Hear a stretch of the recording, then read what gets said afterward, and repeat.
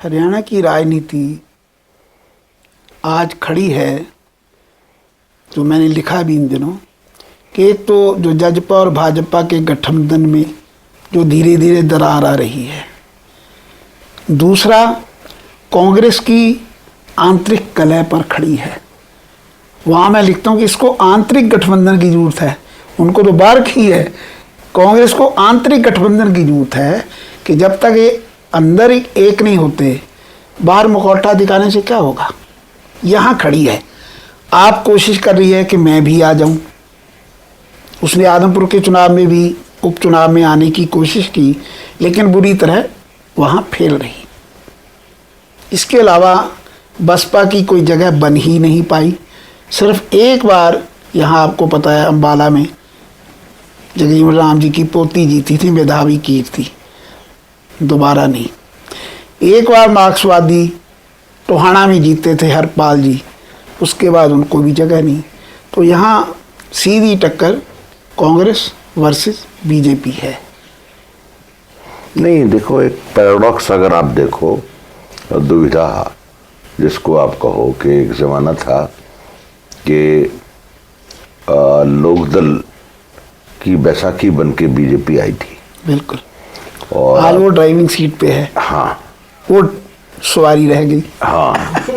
तो ये जो भाजपा का जो राजनीतिक मंत्र है वो क्या है? देखिए, दो चीज़ें मुझे लगती हैं इसमें। एक तो जिस तरह से जहाँ जैसे पंजाब में हुआ कि लोग कांग्रेस से भी परेशान थे, अकाली दल से भी परेशान थे, तो उनको तीसरा विकल्प मिला आप, वहाँ बीजेपी कुछ नहीं कर सकी। हरियाणा में भी यही हुआ कि इनेलो भी राज कर चुकी, कांग्रेस भी कर चुकी, तो उनको तीसरा विकल्प यहाँ भाजपा मिला। दूसरा इसके साथ जुड़ा रहा मोदी मैजिक, कि चुनाव खट्टर जी के नाम पर नहीं, मोदी जी के नाम पे लड़ा जाता है। और फिर मुख्यमंत्री आप खट्टर जी को बना दो, किसी दूसरे को बना दो, तीसरे को बना दो। जैसे उत्तराखंड में भी यही होता है, मुख्यमंत्री के नाम पर चुनाव नहीं लड़ते, चुनाव मोदी जी के नाम पे है, लेकिन मुख्यमंत्री कोई भी बन जाएगा। हारा हुआ ही मुख्यमंत्री बना दिया। इससे बड़ी क्या बात है दामी को, इससे बड़ी क्या बात है ये? नहीं, मगर जिस तरह से भारतीय जनता पार्टी राजनीति कर रही है, तो यहाँ पे अब 9 साल होने जा रहे हैं, और आप खट्टर को कहाँ खड़ा पाते हैं 9 साल? जैसे चीफ मिनिस्टर रहे, भजनलाल भी रहे, चौटाला भी रहे, देवीलाल भी, ये सब, बंसीलाल भी रहे, तो ये सब एक लगभग 4 दशक तक इन सब लोगों ने 5 दशक तक लालों ने राज किया। हाँ, लालों के इर्द गिर्द राजनीति घूमती थी। हाँ, कि आपसे हमसे कोई पूछता था हाँ, कौन मुख्यमंत्री बनेगा, कहते ये तो पता नहीं, बनेगा लाल ही। हाँ। तो लालों से भूपेंद्र सिंह हुड्डा बीच में आए थे, हाँ, और फिर लाल आ गए। तो अब कहाँ जाके आपको हाउ यू रेट हिम? देखिए, जो मुझे बड़ा अजीब लगा था, उन दिनों वाइस चेयरमैन होता था, चंडीगढ़ यूटी गेस्ट हाउस खड़ा था मैं, और बीजेपी जीत के आई थी, एमएलएज वहाँ आ रहे थे, और सब में चर्चा थी उस समय, सारे खुसर फुसर कर रहे थे, सारे एमएलएज को वहाँ आना था कि या तो रामविलास शर्मा जी बनेंगे या अनिल जी बनेंगे। लेकिन मैं हैरान हूँ उस बंदे पे जो अचानक मेरे पास आया, उसने कहा नहीं जी मनोहर लाल खट्टर बनेंगे। मैं हैरान, मैं कहा यार इसका तो कभी नाम भी नहीं सुनता, किसी ने नाम नहीं सुना था। एमएलए बन गए, वो ठीक है, एमएलए तो उस समय कितने नए लोग बने थे, पर वो मुख्यमंत्री सचमुच बने। तो जो चुनौती एक नए मुख्यमंत्री को होती है, और उस मुख्यमंत्री को ज़्यादा होती है जो पहली बार ही विधायक बनता है और पहली बार ही मुख्यमंत्री हो जाता है, उनको यही चुनौती मिलती है जी आप तो अनुभवहीन हो, आपको तो अनुभव ही नहीं है, आप कैसे चलाओगे। तो ठीक है, उन्होंने अपनी सरलता से शुरू किया, थोड़ा जानना शुरू किया, क्योंकि सबसे ज़्यादा मुझे लगता है जो मुख्यमंत्री को जानना होता है वो अपनी आईएएस लॉबी को जानना होता है, जो उसको चलाती है और घुमाती है। तो उसको समझने की सबसे ज़्यादा ज़रूरत होती है। और आपको पता है जिस दिन वो मुख्यमंत्री बने, 2-3 आईएएस तो ऐसे समझने लगे जैसे हमें अभी उन्होंने लगा लेना है, हम सबसे ईमानदार है, जबकि उनको कहीं जगह नहीं मिली, नाम नहीं लेंगे। तो उन्होंने उसको भी थोड़ा थोड़ा थोड़ा पहली टर्म में सीखा। लेकिन जो हम कहते हैं कि जैसे राजनीति के दांव पेच है, वो सीखने में उनको समय लगा कि कैसे अपने अंदर के लोगों को संभालूं। सबसे बड़ी चुनौती तो यही होती है, अपने मंत्रियों को कैसे संभालूं, अपने अंदर ही अंदर वाले विरोधियों को कैसे संभालूं, इसके अलावा आईएएस को कैसे संभालूं। ये खेल तो मुख्यमंत्री के साथ चलता है। फिर जैसे उन्होंने कई प्रोग्राम चलाए, उनमें से जैसे आजकल जन संवाद चला रहे हैं, लेकिन उस सिरसा में उसको थोड़ा सा धक्का पहुंचा, आघात लगा। जिस तरह से वो नैना सामने आई और जिस तरह से उसने अपना दुपट्टा फेंक दिया, तो उसमें विरोधियों ने भी चर्चा की। इन दिनों जैसे अभय चौटाला यात्रा पे थे, मैंने उनसे भी बहुत लगातार रोज बात की। उन्होंने कहा जी टोकन देकर बुलाते हैं, वे पहले आपने चुने हुए लोगों को तो बुला रहे हो, उस चुने हुए में नैना भी थी, तो फिर नैना से क्या दिक्कत होगी, नैना को सुन लो। मैंने लिखा पूरा आर्टिकल कि अगर वो आ ही गई और उसने बताई अपनी समस्या, समस्या के लिए तो बुलाया था, आप इतने कहते बहन मैं इसकी जांच कराऊंगा, तो मामला कहीं भी ना जाता। तो ये शायद जो कहते हैं ना चतुराई, सादगी में चतुराई, वो शायद अभी उसको अभी और सीखना है। सीख रहे हैं लेकिन सीखना है। मतलब आप ये कह रहे हो कि खट्टर साहब अभी जो है तिकड़म में दक्ष नहीं हुए। हाँ, अभी अब देखो अगर होते वो एकदम से यही कहते कोई नहीं मैं जांच करवा लूंगा, इतने तो होता है। वो दुपट्टा क्यों फेंकती, इतना तो आपको करना चाहिए ना। भी कम से कम नारी है, वो आई है, तो और आप खुला दरबार लगा रहे तो सुनना पड़ेगा। मैं तो पूरा आर्टिकल लिखा था भाई, मुख्यमंत्रियों के राज दरबार, जन दरबार, जन संवाद, तो उसमें मैंने कई उदाहरण पहले मुख्यमंत्री में भी दिए थे। तो आपको जब आप जनता के बीच चल गए, मैं आपके बीच बैठा हूँ, तो मुझे आपको अच्छे से संतुष्ट करना पड़ेगा, नहीं तो मैं ना बैठूं। ये भी जन संवाद है। अभी जो हिसार है, हिसार में टोटल हरियाणा की पॉलिटिक्स का सार है। दुष्यंत चौटाला यहाँ है, शैलजा यहाँ है, वीरेंद्र सिंह है, जयप्रकाश है, संपत सिंह है, तो ये अखाड़ा है। तो इस अखाड़े में मल्लयुद्ध कौन कर रहा है? सारे बल युद्ध कर रहे हैं। हाँ। यहाँ देखिए, वो जब भी कोई समस्या आती लोग लिखते हैं कि यहाँ 5-5 लोग सरकार में हैं, फिर भी हिसार में दिक्कत है। राज्यसभा में भी यहाँ हैं, एनडी वत्स भी यहाँ हैं, कमल गुप्ता जी यहाँ हैं, दुष्यंत चौटाला यहीं अर्बन स्टेट में कोठी है ना, तो रणवीर गंगवा यहाँ हैं। तो सारे अपनी अपनी तरह का जलवा दिखाते रहते हैं, आते रहते हैं, मलयुद्ध चलता रहता है ना। ये चीज़ें हैं।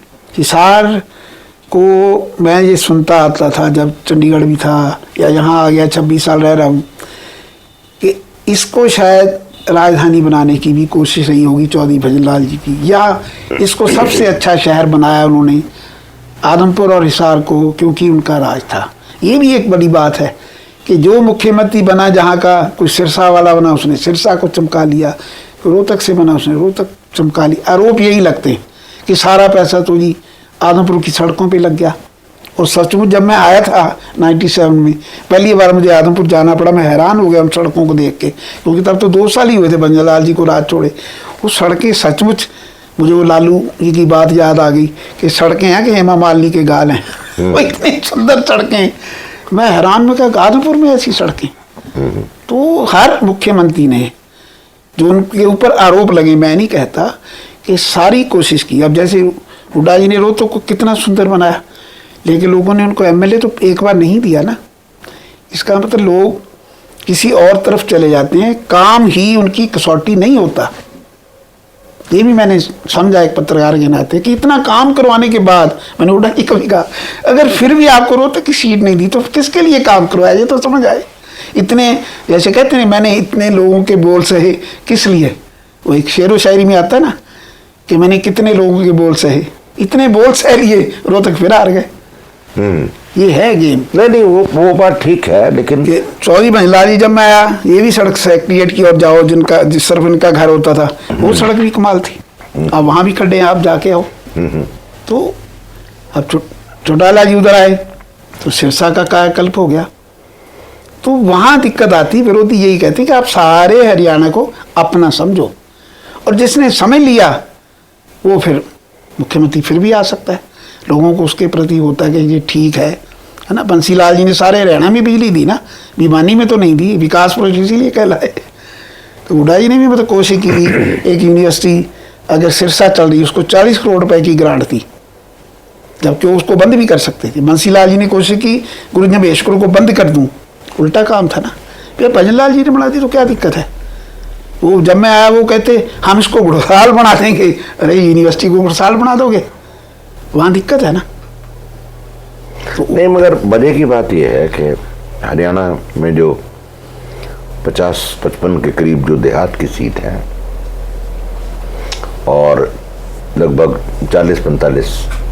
40 सीटें शहर की हैं, तो शहर की और जो गांव की सीटों का जो डिवीज़न है वो बड़ा वर्टिकल है, सापेक्ष है, नज़र आता है। और उसमें जो देहात की जो भारतीय जनता पार्टी की सीट है और देहात की जो सीट है वो उस पर भारतीय जनता पार्टी नहीं है। इसका क्या कारण है? वो शुरू से लोगों को ऐसा जैसे लगता रहा कि जो भाजपा है इस पर इल्ज़ाम है, मतलब लोगों के कहने होते हैं, लोग कहते हैं, हम थोड़े कहते हैं, पत्रकार तो किसी को कुछ नहीं कहता, कि ये व्यापारियों की पार्टी है, इसके साथ धनाढ़ लोग जुड़े हैं, ये शहरी लोगों की पार्टी है। तो धीरे धीरे उन्होंने गांव में कोशिश की, लेकिन उतनी सफलता फिर भी नहीं मिली। इसलिए ज़्यादातर शहरों में लड़ाई इनकी, इसीलिए नीलों से गठबंधन था, लोकदल से गठबंधन था कि शहर की हम ले लेंगे, गांव की आप ले लो, सरकार बना लेंगे। यही तो है गठबंधन। इसी कारण से तो करते थे कि गांव वाली हमें नहीं आएगी, शहर वाली आपको नहीं आएगी।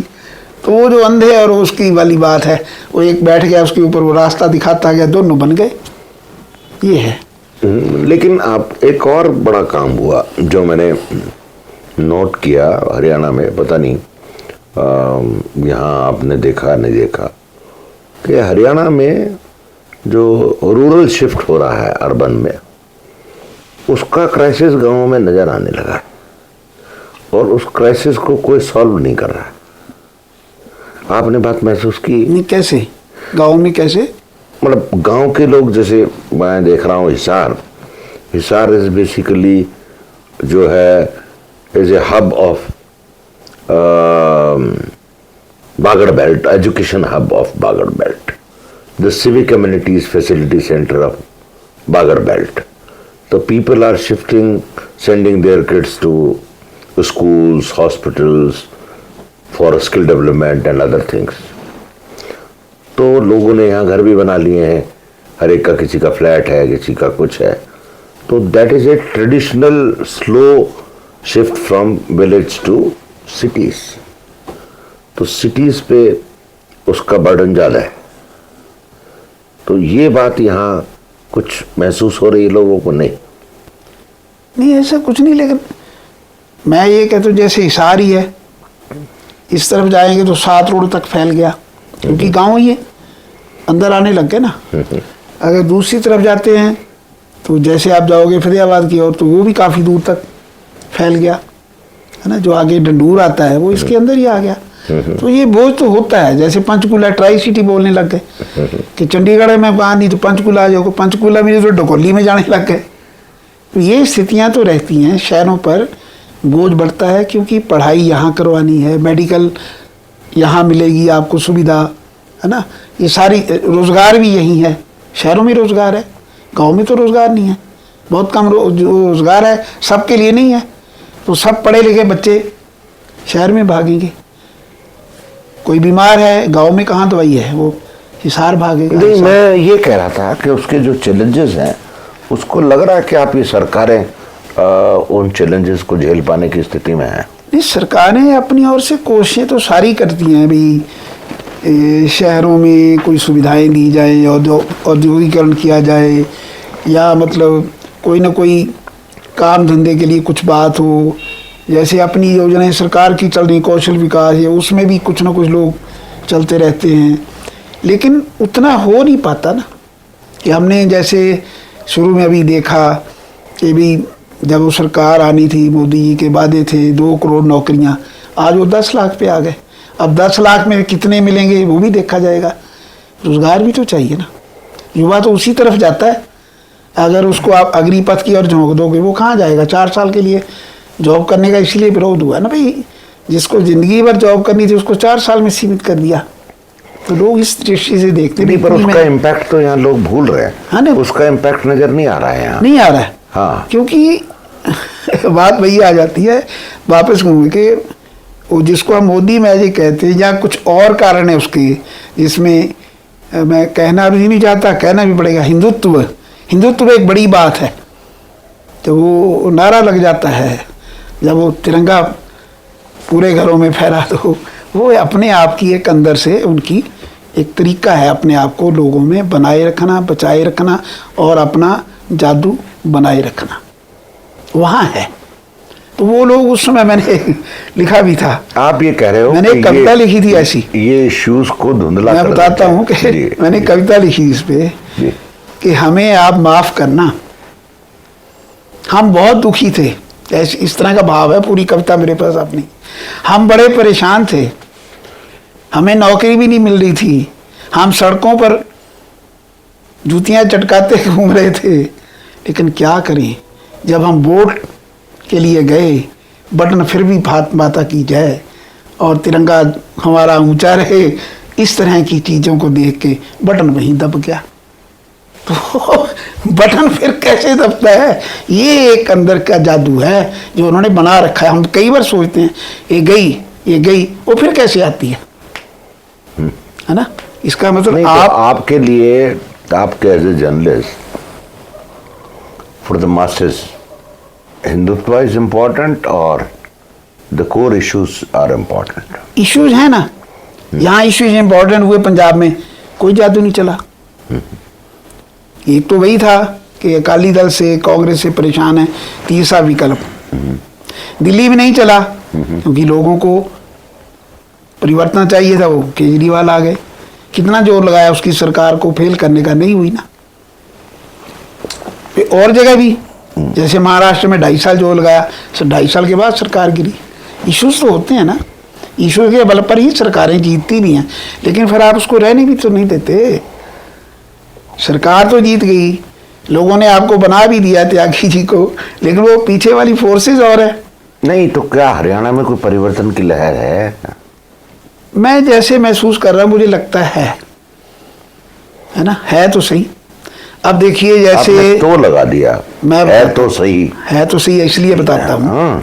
तो लगाया, मैं तो इसलिए लगाया, उसका कारण है कि मैंने मेवात जाकर पहले दिन अपने खर्च से, कोई मुझे लेके नहीं गया, किसी ने मुझे स्पॉन्सर नहीं किया जी आपको दिखाएंगे या ये पार्टी आई या वो पार्टी आई।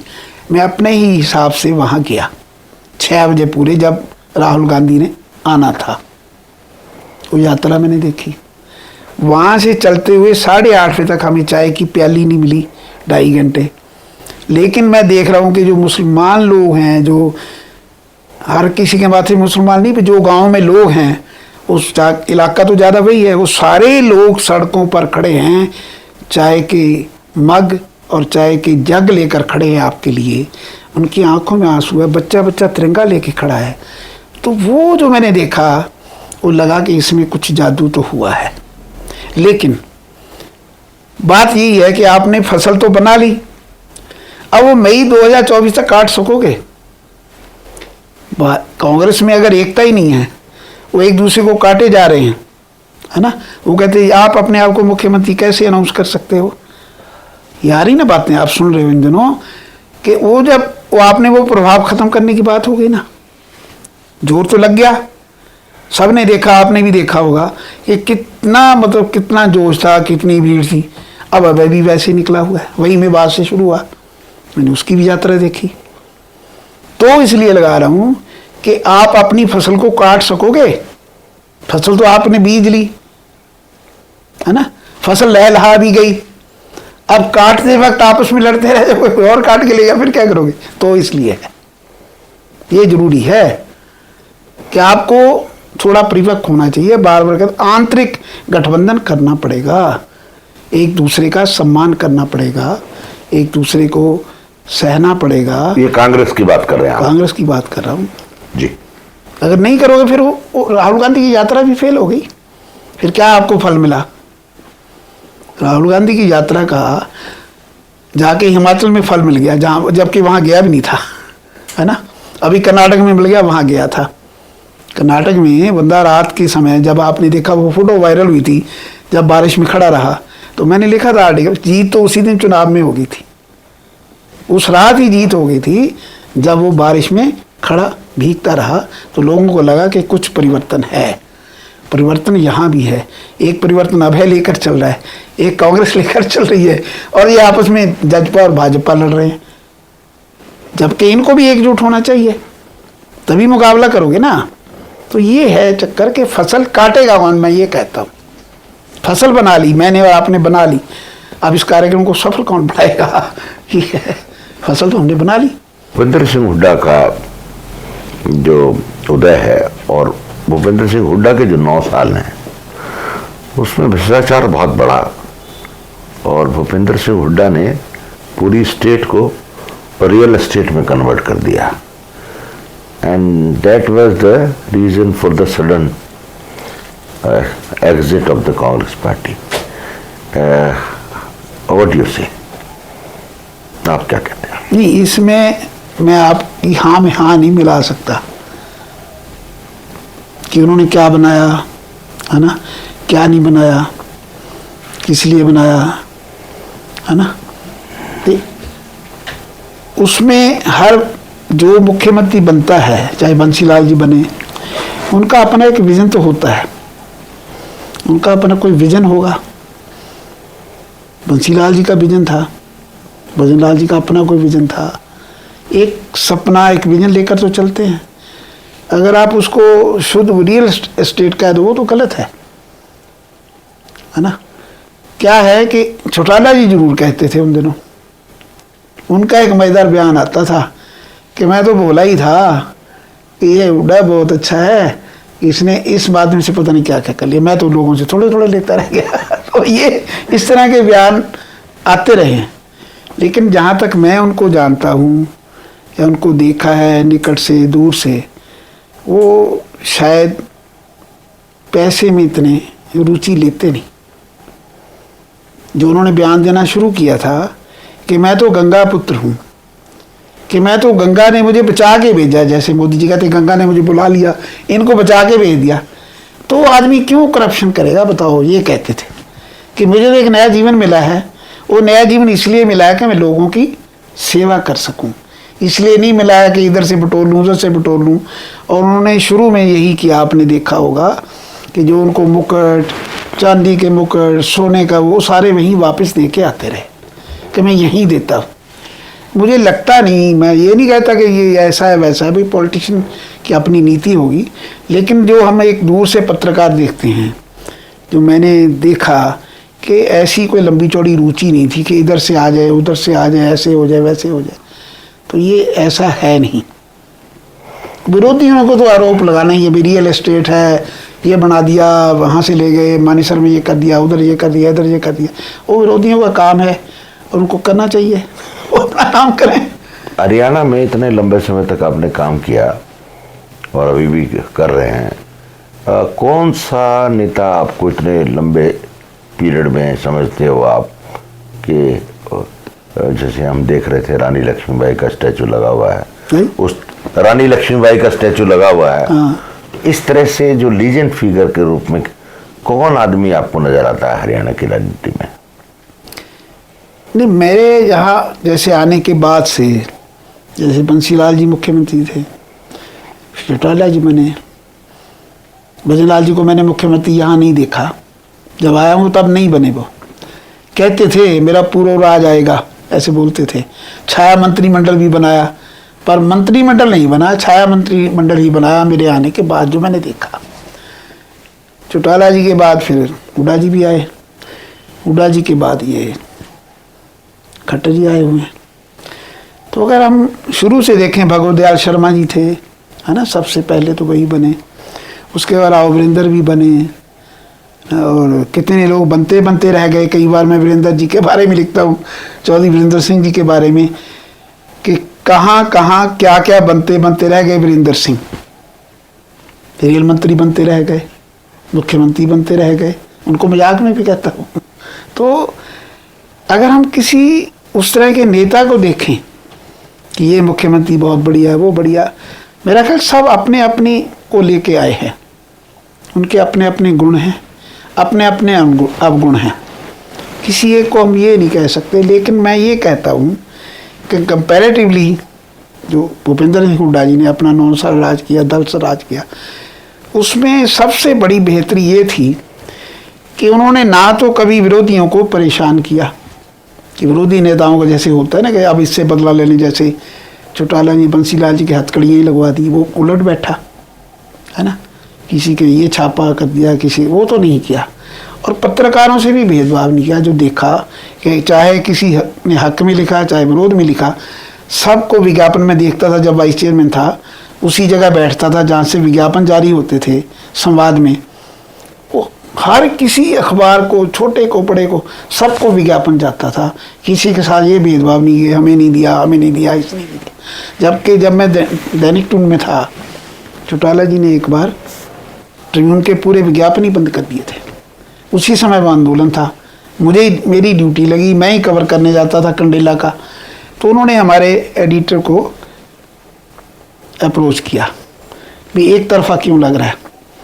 उस समय हरी जय सिंह जी थे, जो मुझे पता चला, मैं तो वहाँ नहीं था। उन्होंने कहा जी वो हमने ही कमलेश भारती को कहा है कि आप जींद जाकर कवर करो। मेरा तो शहर हिसार बीट थी, जींद दिया स्पेशल कि आप वहाँ के सेनापति हो, आप वहाँ जाके लड़ाई लड़ो। और वहाँ 1000 कॉपी बिकने लग गई बिना किसी प्रचार की, एक्चुअल रिपोर्टिंग आ रही थी। तो जब उन्होंने अप्रोच किया तो उन्होंने बताया, फिर हरी जय सिंह ने जवाब दिया कि आप क्या समझते हैं विज्ञापन बंद करने से अखबार बंद हो जाता है? अखबार बंद नहीं होता, वो बढ़ता है। फिर दोबारा इन्होंने विज्ञापन शुरू किए। तो इन्होंने किसी के रोके नहीं। ये 2 बातें तो मेरे सामने हैं। तीसरा, जैसे वो गिनाते भी हैं और थोड़ा थोड़ा मेरे भी दिल को लगता है कि कम से कम देखो खेदड़ का प्लान लगाया बिल्ली, है ना, यूनिवर्सिटीज़ बनाई, कुछ अपग्रेड किए, शिक्षा को उन्होंने कोशिश की भाई जो एक जिससे नई पीढ़ी उभर सके, शिक्षा और जो खेल, जैसे भाई पदक लाओ पद पाओ। तो ये चीज़ें जो हैं आज वो आप देखो बदल चुकी हैं। आज खिलाड़ी बेचारे जंतर मंतर पे बैठते हैं। उलट स्थिति होगी ना। जिन खिलाड़ियों को इतना मान दिया, करोड़ों रुपए की राशि मिलने लग गई, करोड़ रुपए मिलने लग गया ना, तो फर्क तो है। वो है वो उनकी नीतियां ठीक तो रही ना, ऐसी बात तो नहीं है। एक बात और, आप जो 2024 की तस्वीर देख रहे हो, तो लोकसभा की 10 सीटों में आपको क्या नजर आ रहा है? मुझे तो ये नजर आ रहा है, जैसे सुन भी रहा हूँ, आप भी पढ़ रहे हो, कई वीडियोज आते हैं, कई खबरें आती हैं कि कम से कम 4 लोगों को भाजपा रिपीट ही नहीं करने जा रही। आप भी पढ़ रहे हो, मैं भी पढ़ता हूँ। कौन 4? कोई सिरसा को भी गिनता है, हिसार को भी गिनता है, अम्बाला को तो अब क्या ही गिनना, वो चले ही गए, कटारिया जी, सोनीपत। ये 4 सीटें चर्चा में रहती हैं कि ये शायद इनको रिपीट ना किया जाए। भाजपा की तो ये है। ऐसे तो करनाल भी है, भाटिया जी हैं, करनाल भी कह लीजिए। तो ये, और वैसे भी भाजपा ऊपर से देखिए उसकी यही नीति है, ताकि विरोध ना सहना पड़े, चेहरा बदल दो। कि जो विरोध है वो त्यागी जी से है, त्यागी को बदल के किसी और को बिठा दो। पर वो ये नहीं मानते कि जनता जब इस आ गई कि उसने सोच लिया कि ये हमारे मुद्दे हैं, फिर वो चेहरा बदलने से कुछ नहीं होता। इसी तरह से अभी कांग्रेस की कोई सीट नहीं है ना, जजपा की भी लोकसभा में तो कोई सीट नहीं। आप शायद किस्मत आजमाएगी, लोकसभा से ही शुरू करेगी, ऐसा मुझे लगता है। तो अभी देखते हैं क्या होता है। और विधानसभा में क्या रहने वाला है कुछ? विधानसभा में तो आपको पहले भी बताया लगातार कि घमासान शुरू हो चुका है। ये वाला जो साल है, इस मई जून से शुरू हुआ, आखिरी साल सरकार का ध्यान अब और कार्यक्रमों से हटके सीधा चुनाव पर है। सारी पार्टियां चुनाव मोड में आ चुकी हैं। जैसे वो अभी मेरी देवेंद्र बबली से पड़ोस में आए थे, हमारे बात हुई थी कि जब मैं तो कांग्रेस ही टिकट चाहता था, मैं तो बैज भी बांट दिए, मैं तो झंडे भी बांट दिए। तो सब पार्टी के लोग अब मैंने देखा है की यात्रा में बैज भी बांटे जा रहे हैं, झंडे भी बांटे जा रहे हैं। मतलब चुनावी मोड में है पार्टी। जिनको लगता है आश्वासन मिला है, टिकट मिलेगी, वो सब तैयारी में लगे हुए हैं। अपने अपने बोर्ड, अपने अपने होर्डिंग, अपने अपने तो लगे हुए हैं। अब वो वोट या टिकट किनको सही मिलते हैं आपको पता ही है कि हम 5 लोग टिकट मांग रहे हैं, एक को मिल गया, 4 में से 1-2 फिर निर्दलीय खड़े हो जाते हैं। अब कौन वोट काटू है, पार्टी कौन सी काटती है और निर्दलीय किसको हराता है, ये गेम शुरू हो जाती है। ठीक बात, ये गेम है। नहीं वो अगर आपने सही चुनाव नहीं किया, कांग्रेस है मान लो, हम कहते हैं बड़ा जोश है। अब कांग्रेस के हम अपने इस हार में कैंडिडेट हम देखते हैं, अंदाजा लगाते हैं, वहाँ 2-2, 3-3 सीट कौन कौन तैयारी में लगे हुए हैं। अब उनमें से एक को मिलेगी, वो 2 में से 1 खड़ा हो जाएगा आके, फिर क्या होगा? नहीं वो ठीक है, लेकिन भीतर घात जिसको हम कहते हैं, सही शब्द है कि भीतर घात पार्टियों को मारती है। और कई बार वाल्मीकि जैसा एक ही वोट से जीत जाता है, जयवीर सिर्फ 1 वोट से। अब वो जीता क्या आ रहा है, जीत तो ये तो किसी को नहीं पता जीता है तो एक वोट से भी जीता है। बिल्कुल। लेकिन कितनी सीट आने लगता है नहीं, मुझे लगता है भी एक अंदर अंदर है तो सही, करंट तो है, बदलाव का करंट तो है। अब वो कितना जो उधर कितने वोल्ट का है ये पता नहीं बदलाव तो है।